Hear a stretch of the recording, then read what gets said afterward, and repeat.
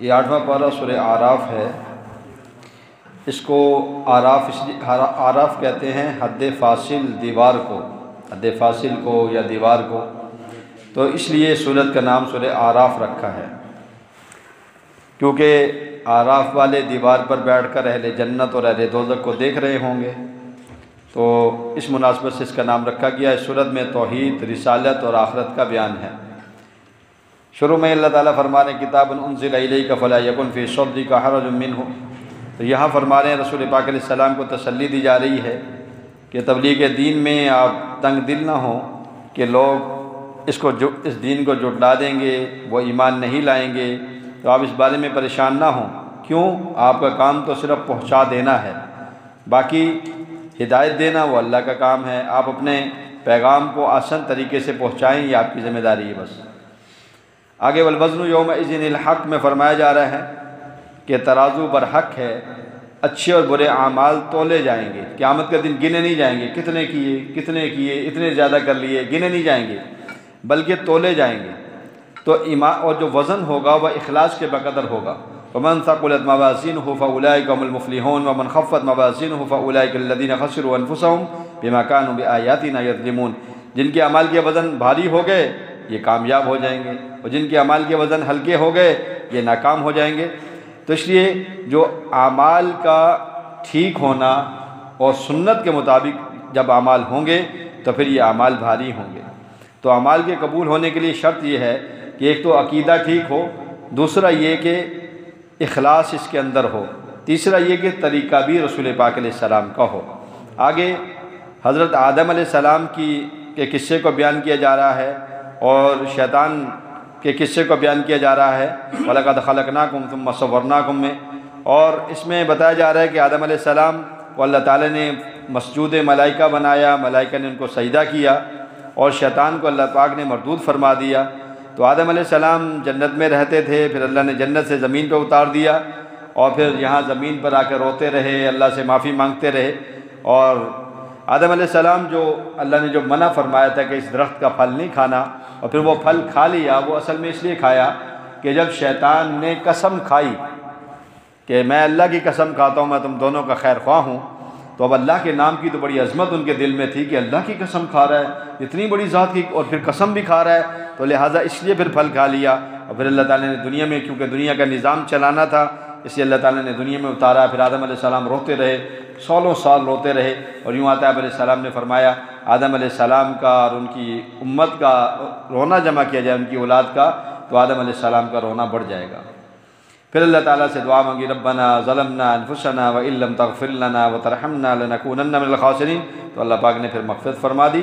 اور آگے یہ جو شیطان مردود ہوا ہے، تو حضرت حکیم الامت رحمۃ اللہ علیہ تھانوی صاحب فرماتے تھے اصل میں شیطان میں 3 عینیں تو تھی، چوتھی عین نہیں تھی۔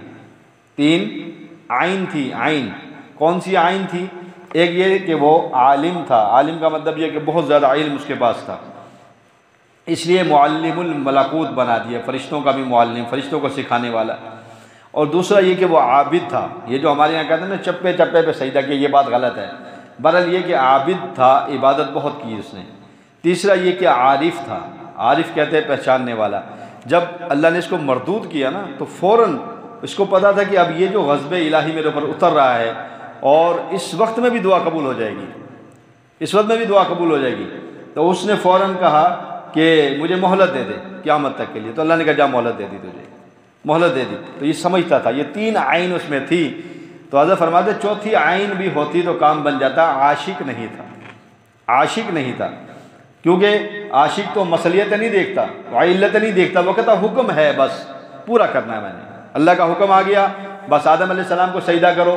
اب آدم علیہ السلام مٹی سے بنے، میں آگ سے بنا، اس کی کوئی ضرورت ہی کوئی نہیں، بس اللہ کا حکم ہے، اس کو پورا کرنا ہے۔ تو اگر اس میں عشق ہوتا تو پھر یہ کام کر جاتا۔ تو اس لیے بتایا کہ علم اور عبادت اور معرفت کا فائدہ تب ہوتا ہے جب عشق بھی ساتھ ہو۔ اور آگے فرما دیا یا بنی آدم قد انزلنا علیکم لباسا یواری سوآتکم وریشا ولباس التقوی ذلک خیر۔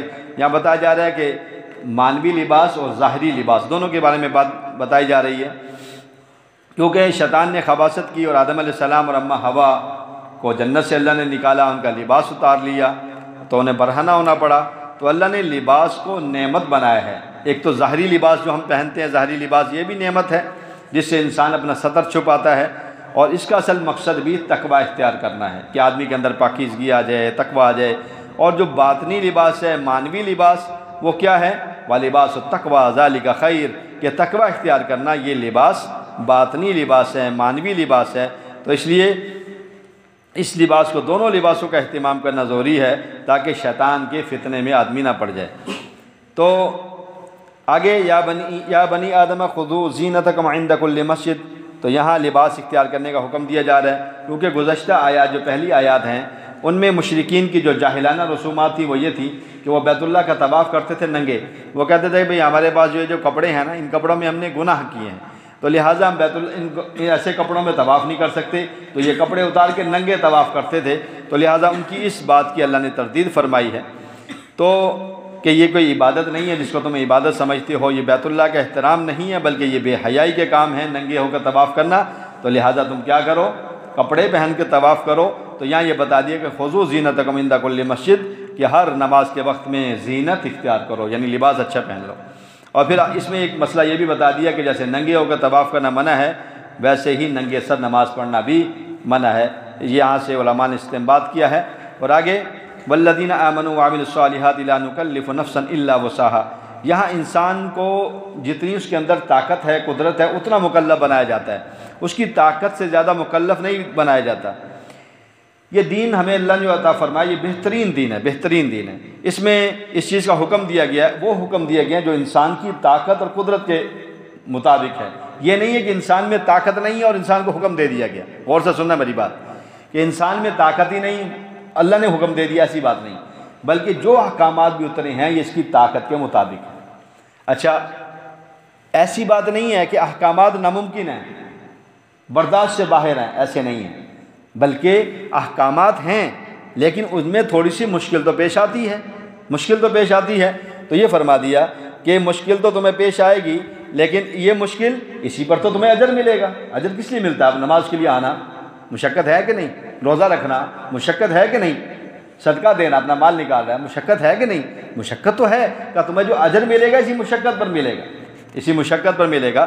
تو لہٰذا کوئی حکم جو اللہ نے شریعت کا دیا ہے وہ ایسا نہیں ہے جو تمہاری برداشت سے بھی باہر ہو۔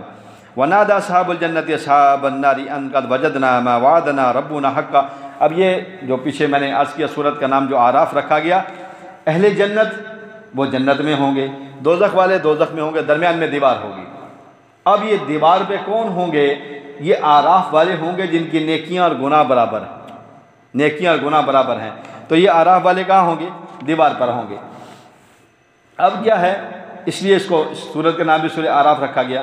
اب جنت والے کو جب یہ دیکھیں گے تو اب جنت والے دوزخ والے اب اس میں بات کر رہے ہیں، ما وعدنا ربنا حقا، ہمارے رب نے جو ہم سے وعدہ کیا ہم نے اس کو پا لیا۔ هل وجدتم ما وعد ربكم حقا، تمہارے رب نے جو تم سے وعدہ کیا دوزخ والا تم نے پا لیا نا، کہ دوزخ ملے گی، مل گئی نا دوزخ تمہیں۔ اب یہ باتیں کر رہے ہیں اور وہ آراف والے سن بھی رہے ہیں، دونوں کو دیکھ بھی رہے ہیں، اور وہ کہہ رہے ہیں یا اللہ ہمیں ان جنت والوں میں سے بنا دے اور دوزخ والوں میں سے نہ بنانا، ان میں سے نہ بنانا۔ تو یہ اللہ سے فریاد کر رہے ہیں، پھر اللہ تعالیٰ آخر ان کی فریاد پر ان کو جنت میں داخل فرما دیں گے۔ پھر دوزخ والے کہہ رہے ہیں وَنَادَى أَصْحَابُ النَّارِ أَصْحَابَ الْجَنَّةِ نَفِيضُوا عَلَيْنَا مِنَ الْمَاءِ، جنت والوں سے دوزخ والے کہیں گے ذرا ہم پہ پانی ہمارے اوپر ڈال دو، ہم تو جل رہے ہیں یا دوزخ کے اندر، یا جو اللہ نے تمہیں روزی دی ہے اس میں سے رزق دیا اس میں سے کچھ ہمیں بھی دے دو۔ تو وہ کہیں گے ان اللہ حرمہم علی الکافرین، اللہ نے یہ کافروں پر حرام فرما دی ہے۔ آگے ان ربکم اللہ الذی خلق السماوات والارض فی ستۃ ایام، یہاں اللہ تعالیٰ کی توحید پر دلائل دیے جا رہے ہیں کہ دیکھو اللہ تعالیٰ نے آسمان بنا دیے، 7 آسمان بنا دیے اور بغیر ستون کے بنا دیے۔ ہم کوئی اپنا چھت بناتے ہیں تو اس کے نیچے کتنے پلر کتنے بناتے ہیں؟ بناتے نہیں بناتے؟ کتنے ستون بناتے ہیں؟ دیواریں بناتے ہیں، اور دیوار کے بغیر چھت ہی کھڑی نہیں کرتے۔ تو اللہ نے بغیر کسی ستون کے یہ 7 آسمان بنا دیے۔ پھر جو اللہ کا عرش ہے اس کے نیچے بھی کوئی ستون نہیں ہے، کوئی پلر نہیں ہے، جب یہ پلر دیے ہوئے ہیں اور اللہ کا عرش کھڑا ہے، کیا ایسی بات بھی نہیں ہے۔ اب 6 دن میں یہ اللہ نے ساری کائنات کو بنا دیا۔ پھر اللہ تعالیٰ نے یہ سب کچھ اپنی قدرت سے بنایا ہے، اور پھر یہ سورج ہے، چاند ہے، یہ کتنی بڑی مخلوقات ہے، اس کو اللہ تعالیٰ نے انسان کی خدمت میں لگا دیا۔ اس سارے نظام کو اللہ ہی چلا رہے ہیں۔ آگے لقد ارسلنا نوحا الی قومہ میں 5 انبیاء علیہم الصلوات و تسلیمات، ان کی قوموں کا ذکر ہے۔ یہاں سے پارے کے آخر تک یہ 5 انبیاء کا ہی ذکر ہے، ان کی قوموں کا ذکر چل رہا ہے۔ یہ جو قصے بیان کیے جا رہے ہیں، ایک تو اس میں مقصود، اس لیے اللہ تعالیٰ نے ایک اور جگہ فرمایا کہ یہ جو انبیاء کے قصے ہم آپ کے لیے بیان کرتے ہیں لِنُثَبِّتَ بِهِ فُؤَادَكَ، تاکہ آپ کے دل کو مضبوط کر دیں، آپ کے دل کو کیا کر دیں؟ انبیاء علیہ الصلوات و تسلیمات کے واقعات کے ذریعے سے مضبوط کر دیں۔ تو ان قصوں کے بیان سے ایک تو یہ بتانا مقصود ہے کہ تمام انبیاء علیہ الصلوات و تسلیمات اصول میں متفق ہیں۔ اصول کا کیا مطلب ہے؟ کہ سب انبیاء کی دعوت توحید کی تھی، اللہ کی طرف بلایا، اللہ کی دعوت دی اور اپنے طریقوں پر آنے کی دعوت دی۔ دوسرا مقصد یہ ہے کہ آپ علیہ السلام کو تسلی دی جا رہی ہے کہ آپ مخالفین کی تکلیفوں سے ان کی دل برداشتہ نہ ہوں، بلکہ سابقہ انبیاء علیہ الصلوات و تسلیمات کے ساتھ بھی یہی سارا کچھ ہوا، ان کی قوموں نے ان کے ساتھ بہت برا سلوک کیا، تو لہٰذا انہوں نے بھی صبر کیا تو آپ بھی صبر کریں۔ تو حضرت نوح علیہ السلام، حضرت ہود علیہ السلام، حضرت صالح علیہ السلام، حضرت لوط علیہ السلام، حضرت شعیب علیہ السلام، تو اب اس میں یہ ہے کہ آپ نے باقی باتیں تو ساری سنی ہی ہیں۔ نوح علیہ السلام پر پانی، ان کی قوم پر پانی کا عذاب آیا، اور ہود علیہ السلام کی قوم پر، قوم عاد پر ہوا کا عذاب آیا، اور قوم صالح پر، صالح علیہ السلام کی قوم سمود پر فرشتے کی چیخ سے ان کو ہلاک کیا۔ قوم لوط جو مردوں سے بدکاری کرتی تھی، تو اس قوم پر اللہ تعالیٰ نے کیا کیا؟ فرشتہ آیا، اس نے یہاں پر مارا اور زمین کے اس حصے کو نکال کے اوپر لے گیا اور اوپر سے لے جا کے نیچے پھینکا دوبارہ، اور پھر اس پر پتھر برسائے گئے۔ اور قوم شعیب پر اللہ نے زلزلہ اور بعض کہتے ہیں آگ کے انگارے برسائے۔ آگے یہ حضرت شعیب علیہ السلام کا قصہ شروع ہو رہا ہے، اور اس میں پھر ان کی قوم ان کو دھمکی دے رہی ہے، 9واں پارے کے اندر ان کو دھمکی دے رہی ہے کہ یا تو تم اور جو جتنے تمہارے ساتھ ایمان لائے ہیں نا، کیونکہ مال اگر ایمان نہ ہو اور عمل والی زندگی نہ ہو تو یہ مال اکڑ پیدا کر دیتا ہے، اللہ سے غافل کر دیتا ہے۔ اب مالداروں، اصل میں جتنے بھی پہلی قوموں کے واقعات بیان کی جا رہے ہیں اس میں ہوا یہی ہے کہ غریب مالدار کے تابع ہو کے چلتے تھے، وہ اس لائن پہ تو یہ اس لائن پہ، وہ اس لائن پہ تو یہ اس لائن پہ۔ جو مسلمان ہو جاتے تھے ان کو ڈراتے دھمکاتے تھے کہ تمہارے پاس تو کچھ ہے ہی نہیں، ہمارے پاس تو بڑا کچھ ہے، دیکھو تمہارے رب نے تمہیں کیا دیا ہے، بات سمجھ آگے نہیں؟ تو اللہ نے کہا یہ معیار تو ہے نہیں۔ تو اب وہ کیا کہہ رہے ہیں کہ تم اور جتنے تمہارے ساتھ ایمان لائے ہیں، یا تو وہ کیا کریں، ہمارے مذہب میں داخل ہو جائیں، او لتعودن فی ملتنا، ہمارے مذہب میں داخل ہو جائیں، واپس کافر ہو جائیں، یا پھر ہم تمہیں اپنی بستی سے ہی نکال دیں گے۔ تو قوم کی سرکشی کی وجہ سے زلزلہ آیا اور وہ اپنے گھروں میں اوندے منہ پڑے رہ گئے۔ آگے اللہ تعالیٰ اپنے دستور کو بیان فرما رہے ہیں، وما ارسلنا فی قریۃ من نبی الا اخذنا اہلها بالباساء والضراء لعلهم یضرعون۔ تو یہاں اللہ کے ایک دستور ہے کہ قوم کی طرف اللہ تعالیٰ رسول کو بھیجتے ہیں، تو اب وہ دعوت دیتے ہیں، قوم ان کی بات کو نہیں مانتی تو اللہ تعالیٰ پہلے کیا کرتے ہیں؟ فقر و فاقہ بھیجتے ہیں، بیماری بھیجتے ہیں، مصیبتوں میں مبتلا کر دیتے ہیں، اور پھر جب اس سے بھی باز نہیں آتے پھر اللہ تعالیٰ رزق کی وسعت کے دروازے کھولتے ہیں، صحت مل گئی، وسعت مل گئی، مال مل گیا، آسانیاں ہو گئیں، سمجھ آگے نہیں؟ تو پھر بھی باز نہیں آئے، تاکہ اللہ نے یہ نعمت دی ہے مصیبت کے بعد تاکہ شکر گزار بن جائیں۔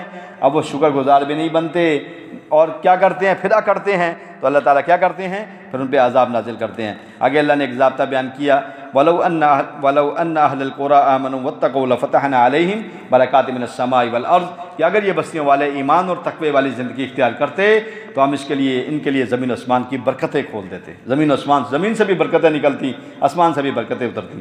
آگے حضرت موسیٰ علیہ السلام اور فرعون کا قصہ بیان کیا جا رہا ہے، یہاں سے کئی آیات ہیں جن میں یہ قصہ بیان کیا جا رہا ہے۔ قصہ تو آپ نے سنا ہوا ہے سارا۔ تو فرعون کو دعوت دی موسیٰ علیہ السلام نے، اس نے انکار کر دیا دعوت سے، اور پھر جادوگروں کو اکٹھا کیا، وہ ساری بات آپ نے سنی ہوئی ہے، اور پھر مقابلہ ہوا، اور پھر انہوں نے بھی لاٹھیاں رسیاں پھینکی اور وہ سانپ بن گئے، اور وَسَحَرُوا أَعْيُنَ النَّاسِ، لوگوں کی آنکھوں پہ جادو کیا۔ بس یہ جادوگر کیا کرتے ہیں؟ لوگوں کی آنکھوں پہ جادو کرتے ہیں، اب وہ جو کہہ رہے ہیں وہی ان کو نظر آتا ہے۔ تو اب موسیٰ علیہ السلام نے جب اپنا ڈنڈا پھینکا تو وہ کیا بن گیا؟ سانپ بن گیا۔ اور یوں آتا ہے جلالین کی حاشیے میں لکھا ہے کہ اس کے دونوں جبڑوں کے درمیان میں 60 ہاتھ یا 80 ہاتھ کا فاصلہ تھا، یہ ایک ہاتھ ہے دونوں جبڑوں کے درمیان میں۔ اب آپ اندازہ کریں پچھلا داڑھ اس کا کہاں پہنچا ہوا ہے اور جبڑے اس کے کہاں کھلے ہوئے ہیں۔ اب اس نے سارے سانپ نکل لیے، 1,40,000 نکل گیا۔ تو اب جادوگر جو مسلمان ہو گئے وہ اس بات پہ مسلمان ہو گئے کہ جادو کا سانپ تو کوئی چیز کھاتا نہیں، یہ جو کھا گیا یہ جادو کا نہیں ہے، اس لیے انہوں نے ایمان کا اقرار کر لیا اور کہا قالوا آمنا برب العالمین رب موسیٰ و ہارون، ہم تو ایمان لے آئے موسیٰ علیہ السلام اور اس ہارون علیہ السلام کے رب پر جو تمام جہانوں کا رب ہے۔ تو فرعون نے کہا میں تمہارا دائیں ہاتھ کاٹ دوں گا، بائیں پاؤں کاٹوں گا، کھجور کے تنوں پہ سولی دوں گا۔ انہوں نے کہا فخذ ما انت قاض، جو کر سکتا ہے کر لے۔ اور 70,000 جادوگر صبح کو ایمان لائے اور شام کو سولی چڑھا دیے گئے، جنت میں داخل ہو گئے۔ تو آگے اللہ تعالیٰ مختلف عذابوں کا تذکرہ فرما رہے ہیں۔ اب جو بنی اسرائیل پر عذاب آئے، کیونکہ جب دعوت مل گئی اور دعوت کا انکار کر دیا تو اس کے بعد پھر اللہ کی طرف سے کیا آیا، عذابات شروع ہوئے۔ 5 عذاب کا یہاں ذکر ہے، فَأَرْسَلْنَا عَلَيْهِمُ الطُّوفَانَ وَالْجَرَادَ وَالْقُمَّلَ وَالضَّفَادِعَ وَالدَّمَ آیات مفصلات۔ کون سے عذاب آئے؟ طوفان، پانی کا عذاب آ گیا۔ اب پانی کے عذاب میں کیا کر سکتے ہیں، کیسے بچ سکتے ہیں؟ تو موسیٰ علیہ السلام سے کہا آپ مہربانی کریں، اللہ سے دعا کریں کہ اللہ یہ عذاب ڈال دے، بس ہم مان جائیں گے۔ اور جب عذاب موسیٰ علیہ السلام نے دعا کر دی اور عذاب ٹل گیا، کہنے لگے ایک دفعہ تو چل گیا نا، بار بار تھوڑی چلے گا آپ کا کام، آپ کی بات تھوڑی چل جائے گی۔ پھر اللہ نے اگلا عذاب بھیجا، جراد، ٹڈیاں ہی ٹڈیاں، ہر چیز میں ٹڈیاں، کھانے میں پینے میں ہر چیز میں ٹڈیاں۔ جب پریشان ہو گئے کہ دعا کرائیں موسیٰ علیہ السلام سے، موسیٰ علیہ السلام دعا کرو اب یہ عذاب ٹل جائے، آئندہ ہم نہیں کریں گے، آپ کی بات مان لیں گے۔ تو پھر جب عذاب ٹل گیا، پھر دوبارہ سرکشی، پھر چوہوں کا عذاب آ گیا، ہر چیز میں جوئیں، مینڈکوں کا عذاب آیا، ہر چیز میں مینڈک، پھر خون کا عذاب آیا، ہر چیز میں خون، ہر چیز خون بن جاتی، پانی جو پیتے تھے وہ بھی خون بن جاتا۔ اب بنی اسرائیل پی رہے ہیں تو ٹھیک ہے، موسیٰ علیہ السلام کے جو ساتھی ہیں، اور یہ قبطی پی رہے ہیں تو سب خون بن جاتا تھا۔ تو یہ 5 عذاب اللہ نے ان پر بھیجے ہیں، لیکن پھر بھی ان کی سرکشی ختم نہیں ہوئی۔ آگے فرمایا وَجَاوَزْنَا بِبَنِي إِسْرَائِيلَ الْبَحْرَ فَأَتَوْا عَلَىٰ قَوْمٍ يَعْكُفُونَ عَلَىٰ أَصْنَامٍ۔ تو یہاں جب موسیٰ علیہ السلام فرعون غرق ہو گیا اور موسیٰ علیہ السلام اپنی قوم کو لے کر 6 لاکھ بنی اسرائیلیوں کو لے کر دریا کے پلی طرف پہنچ گئے، اب دیکھا قوم کو، دیکھا وہ بت ہیں، ان کی پوجا کر رہے ہیں۔ کہنے لگے موسیٰ ہمارے لیے بھی ایسے معبود بنا دو جیسے ان کے پاس ہے، نبی کے ہوتے ہوئے نبی سے کہہ رہے ہیں ہمارے لیے بھی ایسے معبود بنا دو۔ کیا بے وقوفی والی باتیں کرتے ہو، یہ تو جاہل قوم ہے جو اس کام میں لگی ہوئی ہے، اور میں اللہ کو چھوڑ کے ان کو رب بنا لوں اور ان کو معبود بنا لوں، اور یہ تو سب باطل ہے اور یہ ختم ہونے والا ہے۔ آگے ضابطۂ حیات بیان کیا جا رہا ہے، وَوَعَدْنَا مُوسَىٰ 30 لَيْلَةً وَأَتْمَمْنَاهَا بِعَشْرٍ۔ تو یہاں ضابطۂ حیات بیان کیا جا رہا ہے۔ اب کیا ہے کہ فرعون تو غرق ہو گیا، اس کے بعد بنی اسرائیل نے موسیٰ علیہ السلام سے کہا کوئی ایسا شریعت لاؤ، کوئی ایسا دستور لاؤ، کوئی ایسی چیز لاؤ جس کے مطابق ہم زندگی گزار سکیں۔ تو اب موسیٰ علیہ السلام گئے اللہ سے ملاقات کرنے کے لیے، تو اللہ نے فرمایا 30 دن وہاں قیام کرو، اور پھر 10 دن زیادہ کیے کوہ طور پر نماز کے ساتھ اور روزوں کے ساتھ، 40 دن وہاں 40 روزے رکھے۔ پیچھے جاتے ہوئے خلیفہ بنا گئے تھے حضرت ہارون علیہ السلام کو، اور پھر وہاں جا کر اب آپ علیہ السلام کی عادت شریفہ بھی یہ تھی کہ جب آپ مدینہ طیبہ سے جاتے تھے تو کسی کو اپنے پیچھے میں خلیفہ بنا کر جاتے تھے، نائب بنا کر جاتے تھے۔ اب موسیٰ علیہ السلام اللہ سے کہہ رہے ہیں یا اللہ میں تجھے دیکھنا چاہتا ہوں۔ اللہ نے فرمایا نہیں دیکھ سکتے، اور اگر دیکھنا چاہتے ہو تو اس پہاڑ کو دیکھو۔ تو جب پہاڑ کو دیکھا تو اللہ نے تجلی ڈالی اور وہ پہاڑ ریزہ ریزہ ہو گیا، یا بعض روایت میں کچھ ٹکڑے ہو گیا، اور موسیٰ علیہ السلام بھی ہوش ہو گئے۔ جب ہوش آیا تو کہا تیری ذات پاک ہے، میں تیرے سامنے توبہ کرتا ہوں، اور میں سب سے پہلا مومن ہوں کہ میں آپ کو نہیں دیکھ سکتا۔ یہ بات کہہ دی، آنکھوں سے آپ کو نہیں دیکھ سکتا۔ تو پھر تورات موسیٰ علیہ السلام کو اللہ نے کوہ طور پر دی، وَكَتَبْنَا لَهُ فِي الْأَلْوَاحِ مِنْ كُلِّ شَيْءٍ مَوْعِظَةً وَتَفْصِيلًا لِكُلِّ شَيْءٍ، تورات عطا فرمائی۔ پھر وہ لے کر واپس آئے۔ اب ہارون علیہ السلام پیچھے اپنی قوم کو سمجھا رہے ہیں، سمجھ جاؤ۔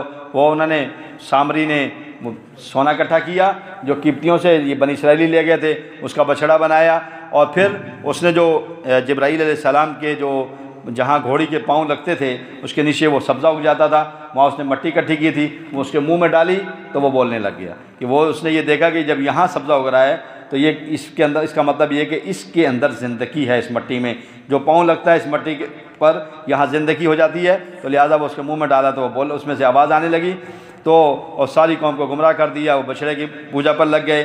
ہارون علیہ السلام نے بڑا سمجھایا کہ یہ تمہارا معبود نہیں ہے، تمہارا معبود تو اللہ کی ذات ہے۔ تو پھر اب ان کو کیا ہوا، معبود بنانے کی وجہ سے اب ان پر کیا ہوا، دنیا میں بھی اللہ نے ذلیل و خوار کیا اور آخرت میں بھی اللہ کا عذاب ان پر نازل ہوگا۔ پھر وہ کہنے لگے موسیٰ علیہ السلام سے آپ شریعت تو لے آئے ہیں، چلو ٹھیک ہے شریعت لے آئے ہیں، لیکن ہم کیسے مان لیں کہ یہ اللہ نے دی ہے؟ یعنی کیسے عجیب لوگ تھے بنی اسرائیلی کہ شریعت تو آپ لے آئے ہیں لیکن ہم کیسے مان لیں کہ آپ یہ وہی شریعت لائے ہیں، اللہ کی طرف سے لے کر آئے ہیں، لہٰذا ہمیں بھی لے جاؤ نا کوہ طور پہ، ہم بھی اللہ سے بات کریں۔ اب 70 آدمی منتخب کی اور وہاں بات کی۔ اللہ نے جب کلام فرمایا تو کہنے لگے ہم ایسے نہیں مانیں گے، اللہ ہمیں سامنے دکھائے اپنے آپ کو، ہم اللہ کو سامنے دیکھ لیں۔ تو پھر فَأَخَذَتْهُمُ الصَّاعِقَةُ، پھر ایک بجلی کی کڑک آئی، ان کو ہلاک کر دیا سب کو۔ تو پھر موسیٰ علیہ السلام نے کہا یا اللہ یہ تو بے وقوفی ان میں سے بعض لوگوں نے کی ہے اور اس کی وجہ سے آپ نے ان سب کو ہلاک کر دیا ہے، تو یہ آپ کی طرف سے آزمائش ہے، تو آپ بھی جس کو چاہتے ہیں ہدایت دیتے ہیں، جس کو چاہتے ہیں گمراہ کرتے ہیں، تو یا اللہ آپ ہمیں معاف فرما دیں، ہماری مغفرت فرما دیں۔ پھر اللہ تعالیٰ نے ان 70 کو زندہ کر دیا۔ آگے الذین یتبعون الرسول النبی الأمی، اس میں امام الانبیاء علیہم الصلوات و تسلیمات کے اوصاف بیان کیے جا رہے ہیں کہ نبی کی رسول جو ہے نا، رسول آپ کی پہلی صفت ہے رسول ہونا، تو رسول کل جو آئے ہیں 313 ہیں یا 315؟ صرف رسول کتنے ہیں؟ 313 یا بعض نے کہا 315 ہیں۔ رسول کس کو کہتے ہیں؟ جس کو نئی شریعت دی جاتی ہے۔ رسول کہتے ہیں جس کو نئی شریعت دی جاتی ہے اور نبی اسی شریعت کا اتباع کرتے ہیں۔ تو آپ اللہ کے رسول ہیں، یہ آپ کی صفات میں سے۔ دوسرا کیا ہے؟ آپ اللہ کے نبی ہیں۔ الذین یتبعون الرسول النبی، دونوں باتیں ہو گئیں۔ الامش، تیسری صفت بیان کی کہ آپ امی بھی ہیں۔ امی کسے کہتے ہیں؟ جس نے کسی سے پڑھنا لکھنا نہ سیکھا ہو۔ اس لیے یہ نہیں کہ 10 سال 12 سال سکولوں میں پڑھا اور پھر نبوت کا دعویٰ کر دیا۔ بات سمجھ آ رہی نہیں؟ 12-14 سال سکول میں پڑھا، کالجوں میں پڑھا، نبوت کا دعویٰ کر دیا، تو اس لیے کہا کہ نبی کسی کا شاگرد نہیں ہوتا۔ اس کو جو علم اللہ براہ راست علم عطا فرماتے ہیں، اور پھر یہ علم پوری کائنات کے لیے ہوتا ہے اور پھر قیامت تک کے انسانوں کے لیے۔ تو رسول پاک علیہ السلام تو قیامت تک انسانوں کے لیے ہیں، لہٰذا آپ کا علم بھی قیامت تک کے انسانوں کے لیے ہے، تو آپ نبی امی ہیں۔ پھر اگلی بات کیا؟ الذین یجدونہ مکتوبا عندہم فی التوراۃ والانجیل، اب آپ کا ذکر تورات کے اندر بھی ہے، انجیل کے اندر بھی ہے۔ یامرہم بالمعروف وینہاہم عن المنکر، نیکی کا حکم کرنے والے، برائی سے منع کرنے والے۔ تو آگے پھر موسیٰ علیہ السلام کو خطاب کیا جا رہا ہے کہ آپ کی قوم کے وہ لوگ جو اس نبی کے زمانے، رسول پاک علیہ السلام کے زمانے میں زندہ ہوں، تو وہ اگر کامیابی چاہتے ہیں تو آپ کی اتباع کریں گے تو کامیاب ہوں گے۔ پھر آگے بتایا جا رہا ہے کہ قل یا ایھا الناس انی رسول اللہ الیکم جمیعا، تو یہاں رسول پاک علیہ السلام کی ختم نبوت پر دلیل ہے، اور حکم یہ دے دیا کہ آپ اعلان عام کے ذریعے سے بتا دیں کہ اے ساری دنیا کے انسانوں، میں تم سب کی طرف رسول بنا کر بھیجا گیا ہوں۔ تو اللہ کے رسول صلی اللہ علیہ وسلم صرف انسانوں کے رسول نہیں تھے، آپ تو جنات کے بھی نبی تھے، اور یہاں تک کہ آپ احجار کے، اشجار کے اور پتھروں کے، درختوں کے بھی نبی۔ اس لیے آپ فرماتے تھے میں اس درخت کو بھی جانتا ہوں، جب میں اعلان نبوت سے پہلے گزرتا تھا وہ مجھے سلام کرتا تھا، اس پتھر کو بھی جانتا ہوں جب اعلان نبوت سے پہلے میں گزرتا تھا وہ مجھے سلام کرتا تھا۔ اس لیے تو آپ ساری کائنات کے نبی ہیں، اور یہ جو آپ کو صفت عطا فرمائی ہے یہ اللہ نے کسی نبی کو نہیں دی، کسی نبی کو نہیں دی۔ پورے قرآن میں، پورے ذخیرہ حدیث میں کسی نبی کو اللہ نے یہ صفت عطا نہیں فرمائی کہ انی رسول اللہ الیکم جمیعا، میں تم سب کی طرف اللہ کا رسول ہوں۔ قیامت تک جو لوگ آئیں گے، قیامت تک سب کے رسول پاک علیہ السلام ہیں۔ یہ آپ کی صفت خاص ہے، اللہ ہمیں عمل کی توفیق عطا فرمائے۔